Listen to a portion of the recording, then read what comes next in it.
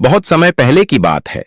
यह वो युग था जब भारत भूमि तंत्र विद्या, सिद्धियों और आध्यात्मिक रहस्यों से भरी हुई थी।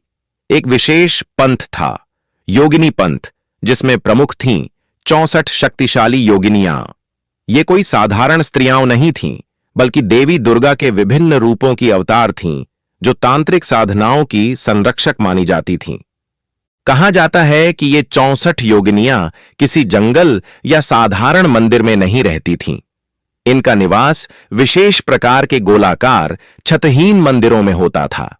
ऐसे ही कुछ प्रसिद्ध मंदिर आज भी मध्य प्रदेश के मुरैना के मितावली, ओडिशा के हीरापुर और मध्य प्रदेश के ही खजुराहो में मौजूद हैं। गोलाकार आकृति में निर्मित ये मंदिर ब्रह्मांड के चक्रों और तंत्र के मंडल का प्रतीक माने जाते थे। प्रत्येक योगिनी एक विशेष शक्ति का प्रतीक थीं। कोई पशुमुखी थी तो कोई असाधारण रूपों में प्रकट होती थी। कभी सिंहमुखी, कभी उल्लू मुखी, तो कभी नागिन जैसी आकृति वाली। लेकिन इन सभी में एक समानता थी। इनका स्वरूप भयावह होते हुए भी पूर्णतः दिव्य और शक्ति से परिपूर्ण था।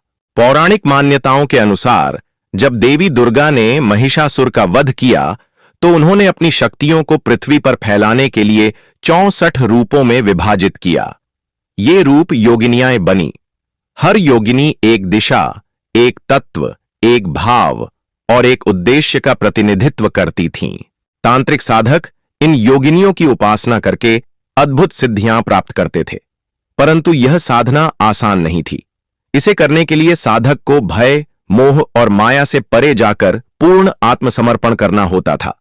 यदि साधना में तनिक भी चूक होती तो योगिनियां प्रचंड रूप धारण करके साधक को नष्ट कर सकती थीं। इन मंदिरों की गोल बनावट इस बात का संकेत देती है कि साधना के दौरान एक विशिष्ट मंडल बनाया जाता था, जिसे चक्र कहा जाता है। साधक को इन 67 योगिनियों के समक्ष एक विशेष स्थान पर बैठकर साधना करनी होती थी। छत न होने का कारण था आकाश तत्व की उपस्थिति, ताकि ब्रह्मांडीय ऊर्जा साधक तक सीधे पहुंच सके।